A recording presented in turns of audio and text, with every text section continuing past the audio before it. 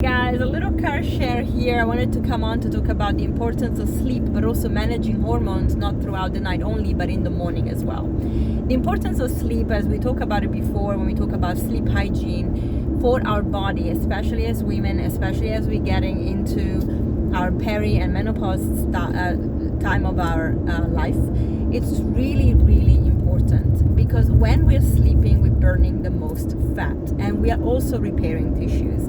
This means that our melatonin goes up when it gets dark, and it starts shutting down the whole system. That shuts down even our pancreas, so that we don't release as much insulin. So if, as women already in perimenopause, menopause, we are already going through that stage of insulin resistance, which we manage with a proper diet, if you're eating late at night, you're actually making your body even more insulin resistant. So after dark, you shouldn't be eating. Try to get into that rhythm. This is a circadian rhythm you want to understand when you work with hormones. It is magic, okay? It really makes a massive difference, and it's really worth following. The other thing is, when you go to sleep and you're repairing and you're resting, everything should be going down. So at night, try not to watch anything that is overstimulating, anything negative. What you put in your brain before sleep actually can change your mindset. So what I started doing is meditation and subliminals. And I highly recommend subliminals. You can put them in the background. I download them on Spotify, and then I can shut off the internet, so it goes into plane mode and it will play because it's downloaded on my phone. And I play them throughout the night. It's normally the subliminals are basically words that your brain picks up on, but you don't necessarily hear, and it's under the noise of water and the ocean and nature. So it's actually beautiful sound therapy, and you can use that, and I find it completely beautiful and very helpful. The other thing you can do is, once you have set up yourself for that, allow your body to go to know that now you can really relax. So mindset, good sleep hygiene, so cold room, dark room, no artificial light. Try to have candle lights before you go to bed, so calm down your system. Allow melatonin to really be produced. As women, to produce more melatonin, things like GABA and tryptophan are very important. Tryptophan, you can have a banana before, at night, for example. That's a really good stimulant. Tofu has a lot of tryptophan that stimulates melatonin and GABA. So try to have these kind of nourishing foods that will help you out. Then when you wake up in the morning, it's really, really important to understand the rhythm of our hormones. As soon as you see light, the production of melatonin goes away, which is normal, otherwise we'd be sleepy the whole day, and cortisol goes up. This is the biggest spike of cortisol that is natural to our body in the morning to wake us up. Cortisol will raise also glucose, which is why we have sugar going up. And then testosterone goes up between 7 a.m. and 10 a.m. in both women and men. So really important to understand this rhythm, because you can understand what to do in the morning to manage these hormones. So as cortisol goes up, again, as you did at night with getting new good messages in your brain, do it in the morning too. So in the morning, I would put a video on that is talking about mindset, that is talking about the things that I want to achieve, whether it's subliminal or meditation. Meditation is really important. And then I go into my workout.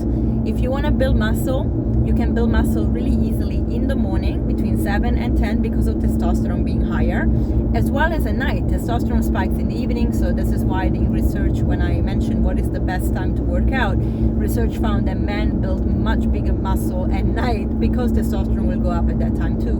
But it does in the morning, so you could work out in the morning between 7 and 10 and still build muscle, which is really, really important for women and men to avoid osteoporosis and sarcopenia. So you want to really have a nice time when you work out.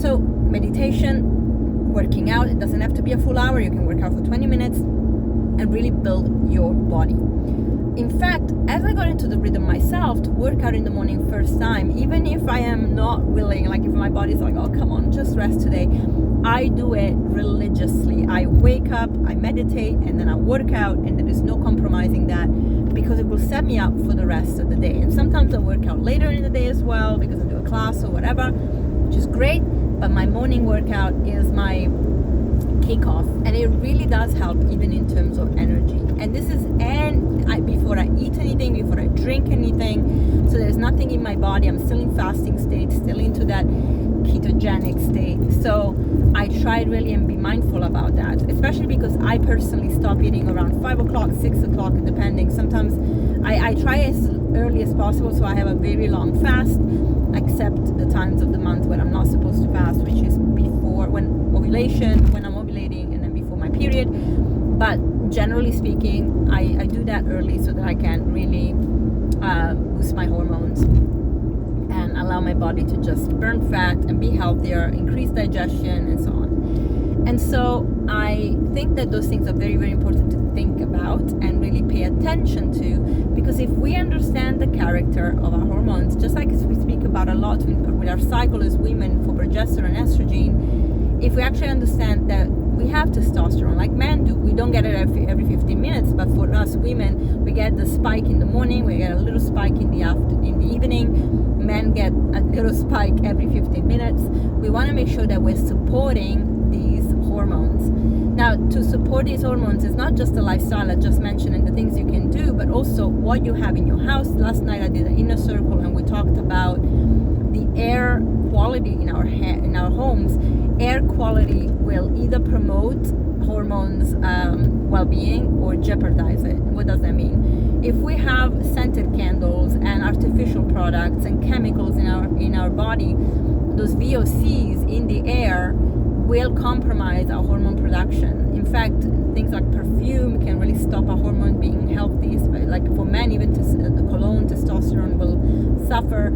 So guys, if you want to be healthy, just get rid of the toxins around you. So in the morning, open up your window, breathe fresh air, have a lot of plants in your home, use only essential oils, do not use any chemical plug-ins or scented candles that are not essential oil based. If you get rid of those things, massive improvement. When you wash, you clean your home, clean with natural products, vinegar, bicarbonate soda, anything that doesn't actually leave a scent behind that is strong and chemical, those things. And there's a lot of products out there in the market now that are natural. Again, in the Inner Circle yesterday, I created a document with all the resources that my Inner Circle group can find and proceed to truly work with and buy, and they have options, and that's brilliant. So this is really what I am navigating towards when I talk about hormones for women and men. This is helpful too for women, of course, that specialize in women well-being, and so this is something I wanted to really share with you. Quality of sleep, but also the quality of when we wake up. So think about those things. Early meals, don't eat after dark, wake up in the morning, have a routine so that you can meditate, put positive thoughts in your mind, and then work out, and then you can have your breakfast and coffee or whatever if you want coffee. If you are highly stressed, if you are in a state of adrenal fatigue, then I would say do not use any stimulant, including coffee, because that's just not going to serve you. But that's a different issue for another day, another topic. So guys, I hope this is helpful, and if you want to know more about how hormones work, just get in touch with me. I'm happy to help you out. If you're a woman that is trying to change your life, change your health, I'm here to help you, because I am changing my own life, my own health. I have reversed type 2 diabetes, adrenal fatigue, and I've done it all naturally, no drugs whatsoever. In fact, doctors couldn't even help me because either they want to give you medication or they don't really understand what you're going through. Adrenal fatigue is not something many allopathic doctors even understand or accept as being a pathology, but it is. And so voila, I had to figure it out on my own. I did. I reversed it. I feel so much better. I have the body I wanted at 20, and I am 43, and I truly feel the most empowered I've been. Is it perfect? Nothing is perfect in life, but we work through it, and this is really just the reality of how we navigate. Especially when we learn about our hormones, we can really go through pretty much everything. So I hope this is helpful. See you soon. Bye.